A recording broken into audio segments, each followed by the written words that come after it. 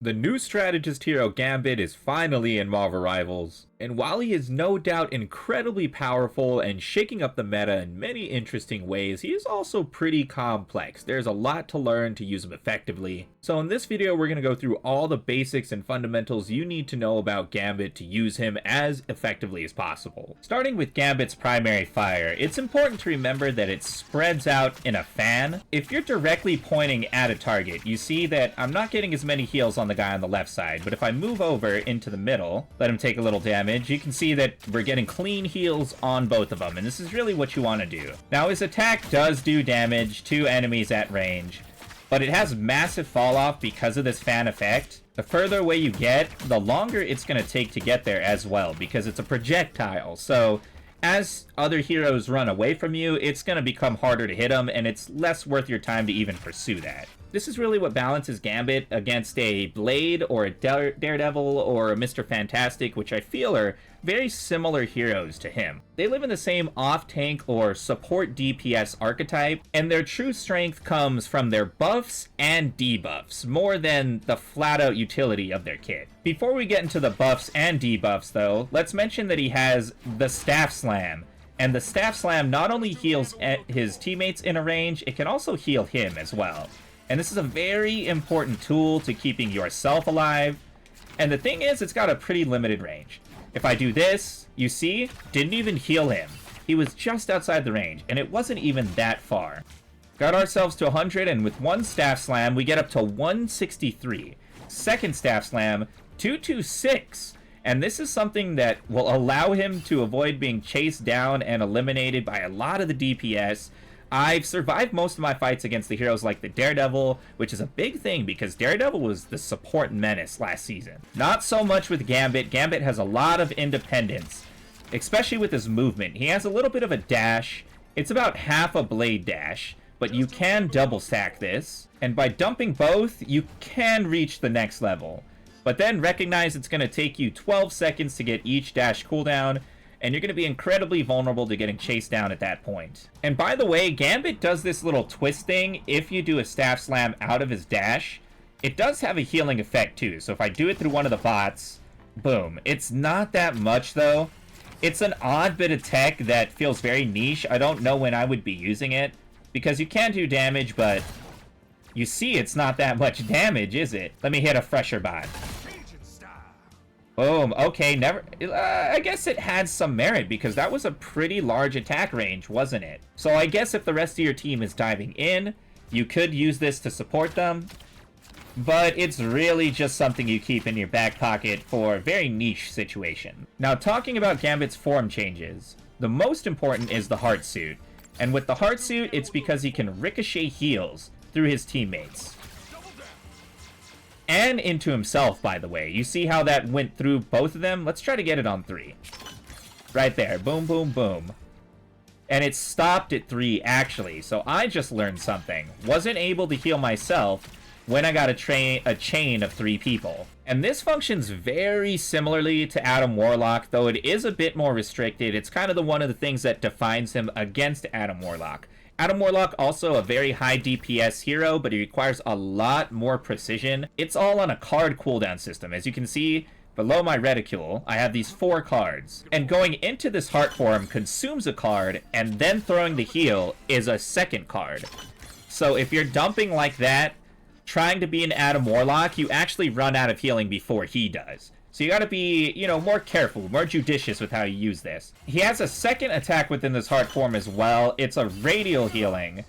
And it's pretty good, but I feel like it's not as good as the chain healing. Because the chain healing is just gonna give you bigger numbers if you manage to get a long ricochet like that. So consider it, but don't rely on it. Now the Spade Suit is where he gets very interesting, because if I use the Flush, I do a big burst of damage, but also apply anti-healing on this guy for about 3 to 4 seconds. But anti-healing has become a huge meta-defining thing in this game. It used to just be on Blade. Now it's on probably 7 to 10 heroes at this point. This is something you want to use quite frequently, especially if your team is about to get aggressive, because anti-healing is just going to stumble the backline. It's going to give you that much more advantage over the strategists.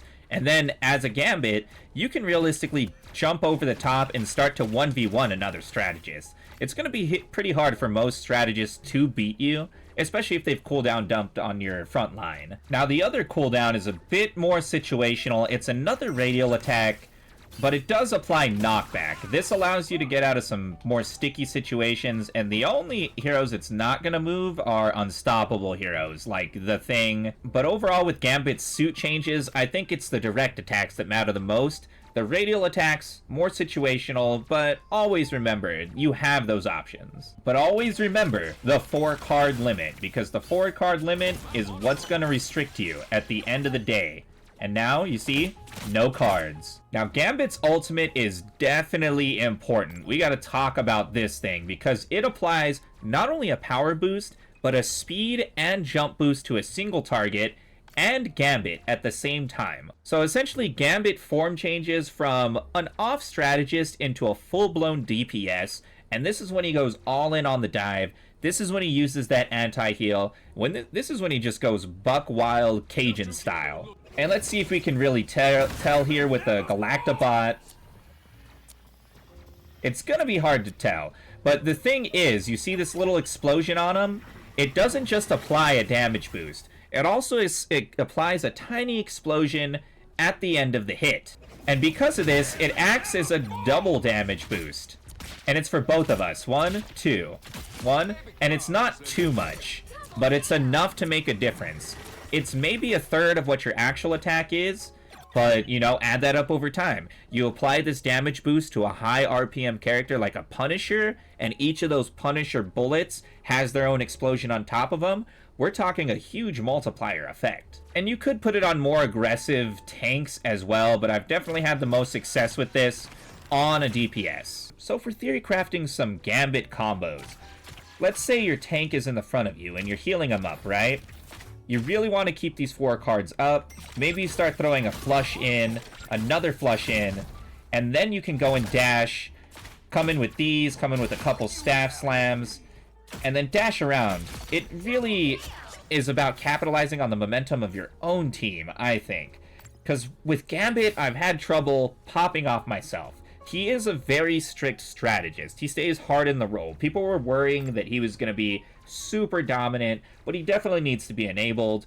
And one of the perfect heroes to enable him is actually in his synergy, and that's Magneto. Magneto has gotten a huge buff this season because his bubbles are on independent cooldowns, and that means he's a lot more survivable. He can protect himself and his teammates at the same time, and now his sword attack does this explosive thing, which is really cool. It increases his range dramatically, by the way, which is probably one of Magneto's biggest problems. I think Magneto is going to be an S-tier tank in this season, and if you pair him with Gambit, that just puts him into overdrive, and Gambit himself has so many tools that in the right hands, he can definitely influence the outcome of a match. So I recommend picking him up early, putting in some practice, and just getting to know this guy, because there are going to be so many heroes coming out in the near future. Now let's hop into some gameplay, so I can give you some more complex tips on Gambit, on how to use him in the moment, decision making, and other things like that. Comment down below how you're feeling about the newest hero added to the game. It's been a long time since we got a strategist,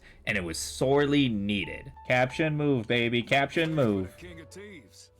The King of Thieves. The King of Tea Leaves. He reads tea leaves. That's what they do down in Cajun. Be Groot. Be Groot and I'll hang out with you because you have such a giant life bar. I should be able to build ults off you and then power boost you. Oh, we got one Emma. Okay, we'll see how it works. I still want you to learn tank anyway. It's even better if there's 2 tanks because then you have more room to figure out shit. We got someone behind us.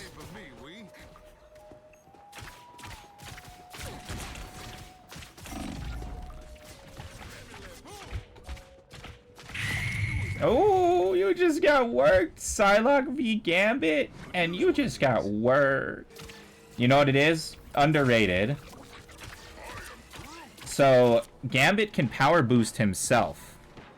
Because Gambit's whole thing is that he can change his card suits, and if he's in hearts, he heals. If he's in spades, he does more damage. So it's kind of similar to Mantis, but on himself. For you, just remember, your short walls in enhance your damage and your long walls heal you.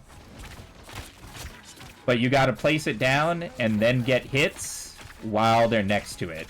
And then the vines will do contact stuff.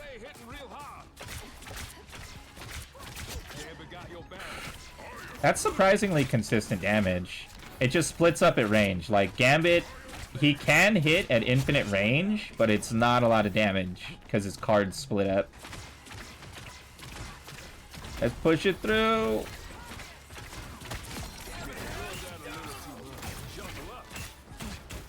Let him get that so that he can continue. Yeah. If you see that last little bar on a health bar, that means a winter soldier is an ult. And if he gets that a limb, he can keep doing his again thing. So sometimes, you know, to help your winter soldier out, you just let him finish and keep chaining his kills. This is a tough map for some people. I can't lie, I see this all the time. Oh god. It's this corner. It's because they spawn like over there and then you have to jump down to do a defense. But people will jump down all the way from over there and it instead of like surprising people. It's a weird map, bro. It is a weird map.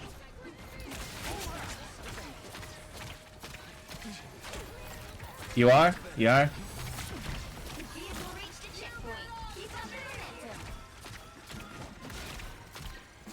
Oh my god. See, this is why. Because you have a big enough health bar that I'm not topping you off.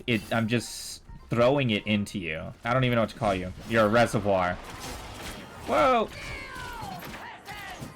Get out of there.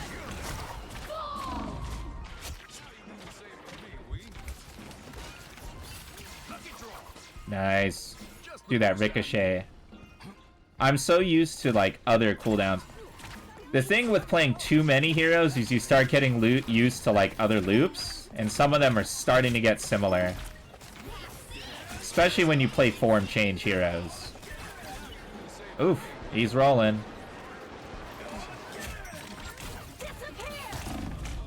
She's got anti-heal on her, but it's not gonna help. They might have just stalled us right here. I got killed by the Angela. They're gonna hold us for a bit, but we're chilling until you come back.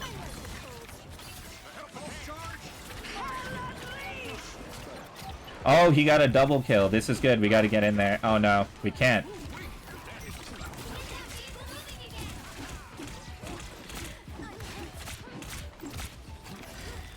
Take her out of the air. Yes.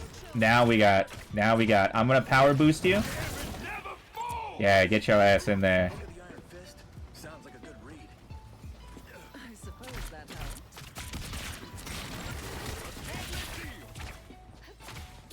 That's not too much damage on the radial attack. He can do... The thing about Gambit is when he form switches, he does either a single target or a radial. And in most scenarios, his single target seems to be better.